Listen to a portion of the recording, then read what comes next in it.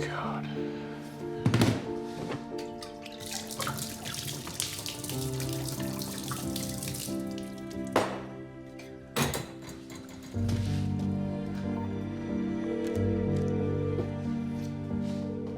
Hey, Gracie. You are literally an answered prayer right now. You have no idea.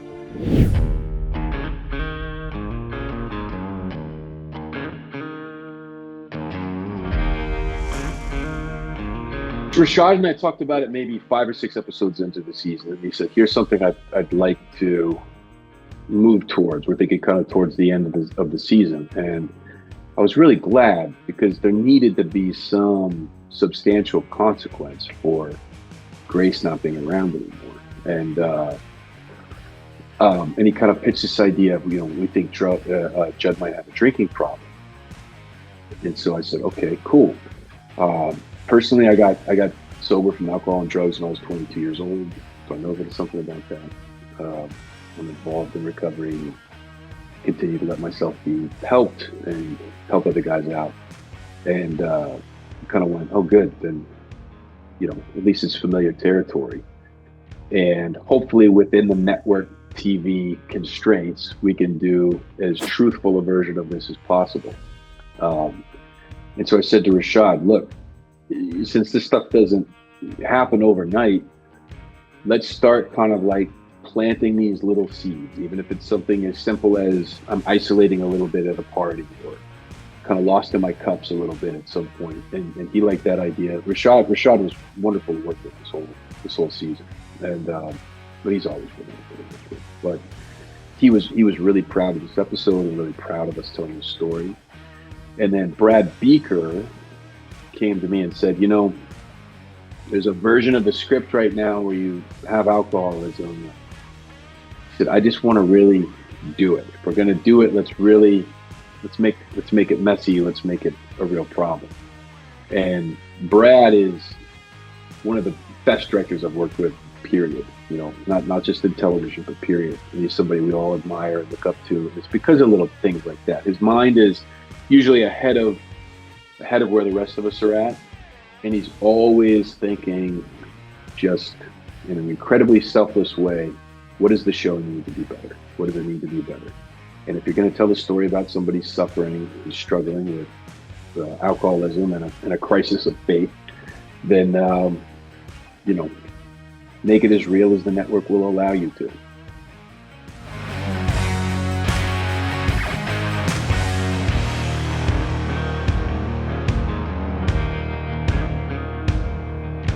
The abyss, man. The call of the abyss. The abyss within, no wife. Faith is totally in flux. Seem to be failing at fatherhood. Seem to be just kind of spinning my wheels. And maybe there's a way out. Maybe there's a way out of all that. And it could just be nice and quiet. And if there's no God anyway, just go to sleep. It's over. I think that's sort of the way I came at it. It's just like, whatever. If we're done, we're done.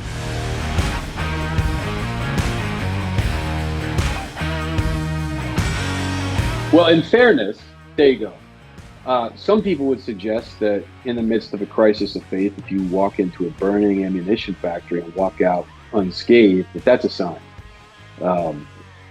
I'd be one of those. I'd be in that camp. But it wasn't enough for Judd.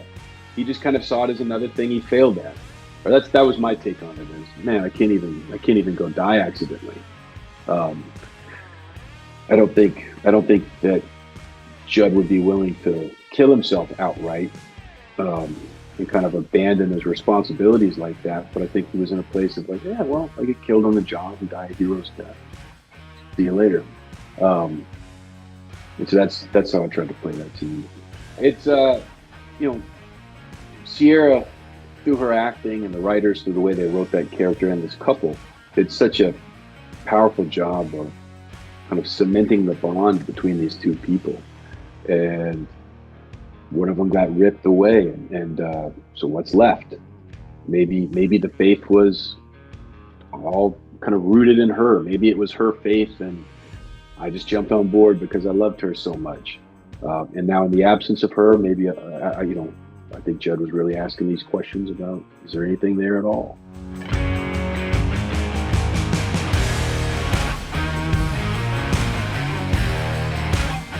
I think it's one of those things where principally you understand, but personally you hate it, right? Like, if my wife laid down her life for someone else, some stranger or somebody I didn't know or somebody I didn't like, and was taken from me, of course I would understand. It's part of her character. It's one of the reasons that she's my wife, and I love her and admire her so much. But I'd be so pissed. I'd be so outraged. You know what I mean? Personally, out beyond your ideals, beliefs, and principles, just personally, the way it comes home to roost would be, why'd you do that? Why did you do that? Why'd you take away what we had for the sake of someone else? Which is interesting, really. There's a little, it borders on hypocrisy, because every other day Judd's walking into a burning building. He could do the very same thing. He could rip himself from her for the sake of others. And I think both of them are, and Judd comes back around to this, but both of them are people who are led by the example of Jesus, right? Who said there's no greater love than to live like that. And she's just living the spirit of that out the same way he does every day. But I think he's not as, probably more sensitive and more fragile than she is. Judd's never been on as sturdy ground as she has been on, and so she can handle it as I go into these tough situations every day. And Judd wasn't there yet, but by the end of the episode, I think he's there, and he's ready to be the man he's supposed to be.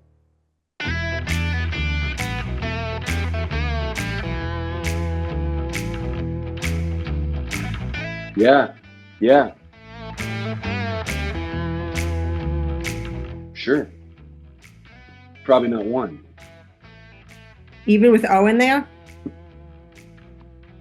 Yeah, because historically, as much as those two characters have cared about each other, if it's sometimes even on the job, there's no problem. Judd's never had a hard time defying anything. You know what I mean? He's never had a hard time looking at him and saying, really? I don't care what you think. And when you're in the grip of alcoholism, that's exactly how it works. At some point, you quit calling the shot. Like when I personally got sober in my own life, it was a really scary moment where I had gone and, in the midst of a little daily crisis, had gone and gotten a bottle of liquor and was sitting in a parking lot on Sunset Boulevard, drinking it and crying into my cell phone, and looked up going, wait, I didn't choose any of this. It seems to have kind of, this drinking thing seems to have called the shot. And so that's something that I think just to answer your question, even with Owen there, yeah, if you're a real alcoholic in the grips of your alcoholism, it doesn't matter what the people you love think. It doesn't matter what they hope for. When the thing's got you, it's got you. They can be a part of how it loosens its grip and how eventually you get free. But it has to start with you saying, this thing's got me and I don't know what to do. And I don't have any power over it myself. And Judd wasn't there yet.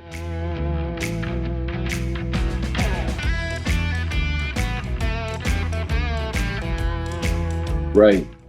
Well, so there's a principle in alcohol recovery, which is you're not gonna take the advice of someone who doesn't understand the predicament, right? There's nobody else in that cast of characters that have made things as hard on themselves and been as self-destructive as Owen, right? So he spoke with the authority of a man who knows what it's like to struggle with himself. I don't know if the writers thought of that. I don't know if it's coincidental, but I'm not blowing Rob's cover. Rob's been very open and public about the fact that he's a sober alcoholic as well. So between Rob and I, we were going, here we are on this show telling something like a story of our own experience. But I think it's Owen's a guy who's suffered self-inflicted wounds, right? And so here he is looking across at Judd saying, hey man, I know what this is like. And there's some part of Judd going, yeah, I see that. You may not know the specifics of this, but you are definitely like me in that we both have the power to burn it all down, and we have the propensity to burn it all down. And I think too, the way Rob played it, he was so present and gracious. You know what I mean? Like people rarely. Rob is so dynamic and lovable and hilarious as a person that it can be easy to overlook. Sometimes the guy has these incredibly moving acting moments. You know what I mean? Where his personality kind of takes a back seat to the moment and his ability as an actor. And I remember looking across from him at some of the scenes going like, damn, this is a really good version of Rob, where he was very open-hearted and very present, and that's how you have to be when you're helping guys get sober. And he understands that, and he brought the reality of that to a lot of those scenes.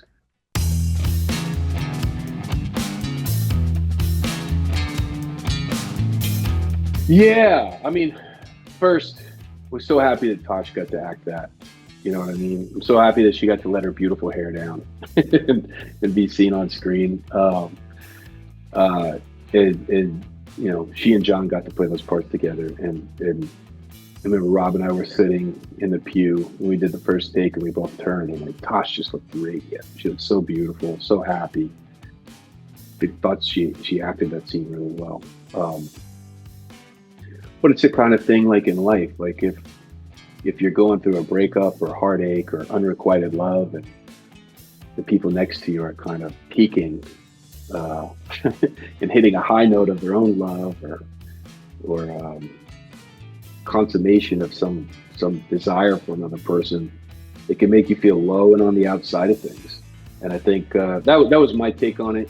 Is Brad and I talked and said, you know, this is exactly the kind of thing that would just have you going, man, I miss my wife. I just really wish Grace was here. And again, haven't seen what will be the final cover or anything, but I know on the day I was personally pretty moved by it all, and hopefully that comes through.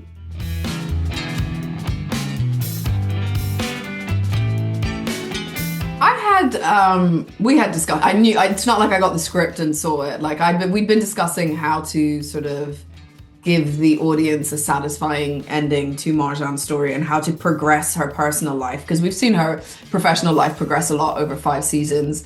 And knowing that it was the last season and sort of wanting to wrap our arms around our audience that have been watching it for the last 5 years and give them something that was satisfying, is what we came up with, what our amazing team came up with of writers. And then it was the obstacle, or that was just making it believable in how to consolidate that much story and have the audience stay with you and root for you and root for this man who they haven't really seen that much of. It's a very real thing.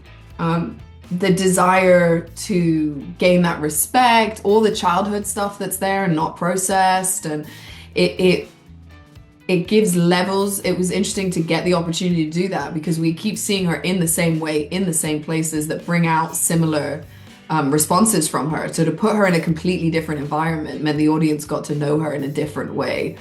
And I thought it was really important for it to feel new to the audience, but familiar for Marjan. And like everything at the table was just, it was going and it was going and it was going further and further downhill. And for Joe Yusuf to see it for the first time and be like, oh, I haven't encountered this side of her. What on earth just happened? What was I dragged into? I thought the parking lot scene after was very good at dissecting how and why they ended up in that situation. You know, me and Rashad talked about it, and the words that I needed to say was, I'm so sure.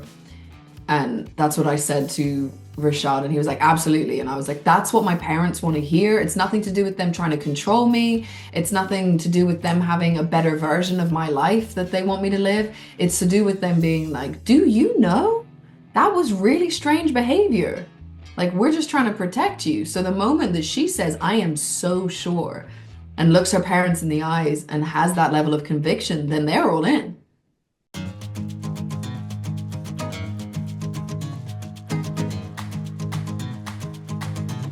Yeah, and I think there's like important details that are sort of placed in the script, in the way that he behaves around her, in his personal story that he's telling the parents about looking after his siblings, about, obviously the way that he wants to care for the kids. Or you see that he's like a very lovable, charming, kind man. You see the way he is with Marjan. You see how he's patient. You see that they're sort of established in their familiarity with each other, and we wanted it to feel like you could feel a chemistry that was to do with familiarity, but not to be something that was about sexuality, or because that's not what they do. They're courting.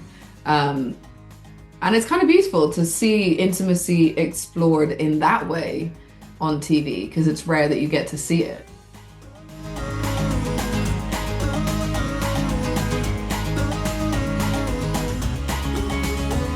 I've been waiting years for that scene. I'm like, give Marjan some girl time. Let her just hang out. Let her be with her girls, And the moment we did have it, it was electric. It felt like me, Gina, and Brianna hanging out.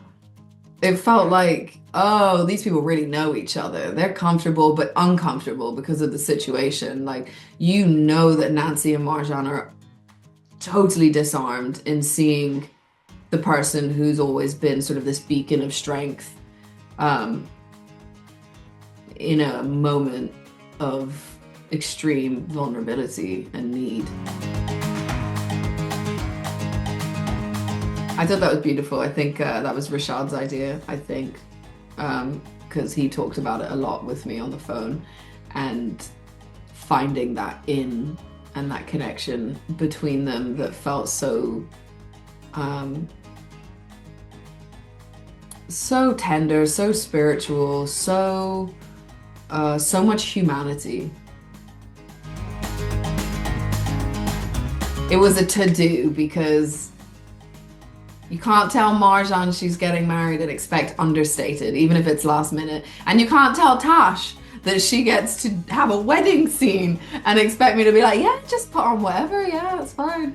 So the costume department were amazing and super collaborative. And from the moment I found out I was getting married, I was like, the dress. And so I started sending over pictures and reference points, and we came up with this concept of an outfit, which was like a jumpsuit with an overskirt that's like can come on or off, and the veil, and how decadent it had to be, and how extravagant we wanted the wedding to feel, and how not for 1 second did we want the audience or Marjan or anyone watching it to feel like she was shortchanged, but it still wanted to feel realistic. And so that was my idea in like, well, jumpsuit. Get a jumpsuit, and you can buy overskirts. And so the costume department actually made that overskirt for me. And we had seamstresses making it. I had a bunch of fittings. It was like whenever and wherever I could, I was doing a makeup test, a veil test, seeing how we could get that heavy and keep it all in and keep my hair in. And it was phenomenal. It was incredible what we pulled off. And I think the idea that she had it in her basket from the moment that she met Joe is like, that's the, you start dreaming, you fall in love, you're like, what would I want to wear? And the idea of maybe that jumpsuit and that overskirt was always kind of there, like on her Pinterest board, on her basket, on whatever. And then pulling together a look is easy if you don't have to come up with the idea. So she already had the idea, and then it was like, oh, okay, now we just find the earrings, the veil, the shoes, the whatever in this short amount of time that they were allocated. But she knew what the look was. She had the fantasy already.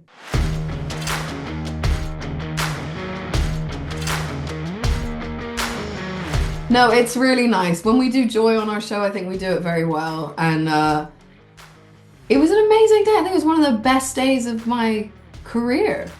When I came home that day, I just felt so warmed, and like to have such a beautiful display of, there's the religious side of it, and then there's the cultural side of it. And the cultural side of it was very Lebanese, and I am Lebanese, and they're known for their extravagant weddings, and there was so many cool cultural things we got to tie in that felt familiar and fun. And it's so special to get to show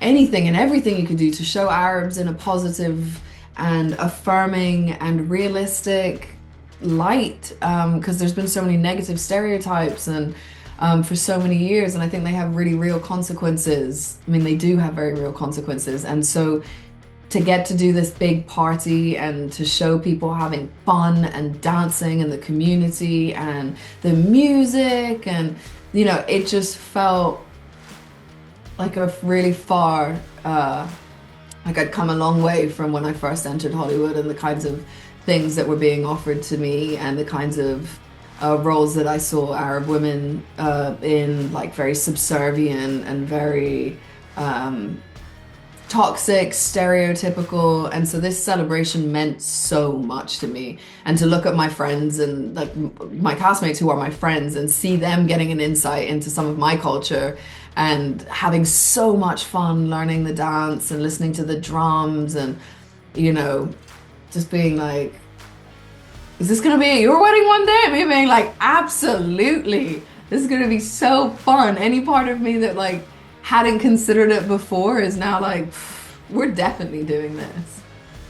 And then they cut this cake with a sword. And that sword's small. They were conservative on the sword that we used. Like, you cut, and we were conservative on the cake as well because of the amount of people that are there. Lebanese people are known for these like floor to ceiling cakes cut with like enormous swords.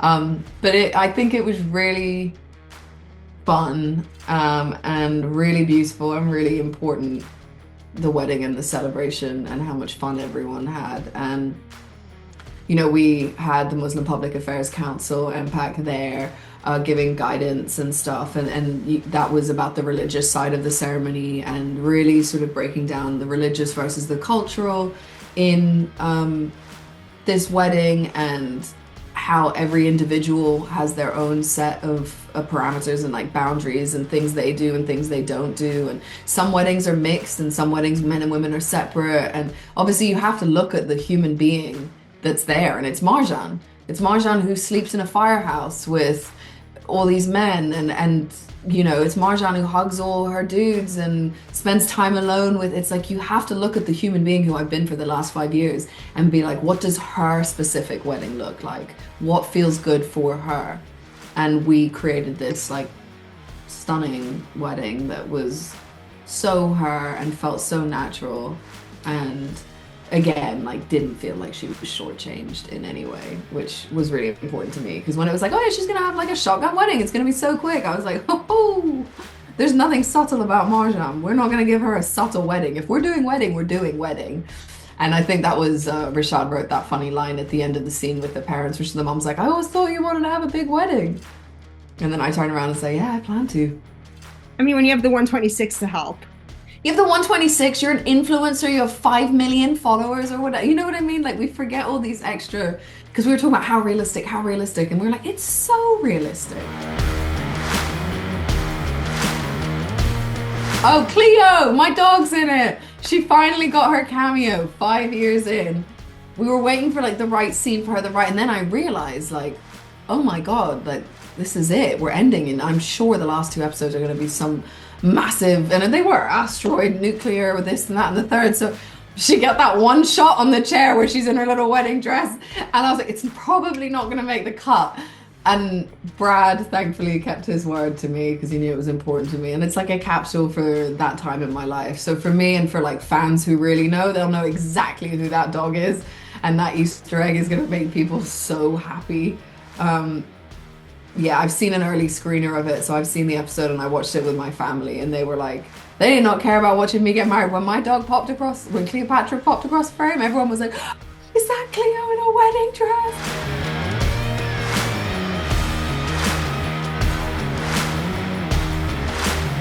Yeah, it was so beautiful, and it was, you know, a very deliberate choice to make it tender. There's a lot of discussions about that scene and wanting it to feel so new to her, to him, to the audience, so small and close and intimate, which I think Brad just did stunning with the camera angles and all the close-ups and the hands, and you know, all of that was thought about. There's so much care that went into that, and being like, what is tender and new, and ways of exploring intimacy physically. So they've built this intimate connection, but like intimate being physically intimate with someone is so new to her, and it needed to translate that way. I didn't want anything to feel confident or familiar, or it wanted to feel like, wow, she's exploring. This is all new, and it's gentle and it's soft and it feels safe, and she can explore and she can be new at something. And I want the audience to feel like it's new, and Brad did that beautifully, and our DPs and everyone that like made sure it felt very alive and like a brand new, wow, first time. And just trying to avoid it feeling sexual in any way. That was really, really important to me. I wanted it to be physical intimacy without sexuality involved in it.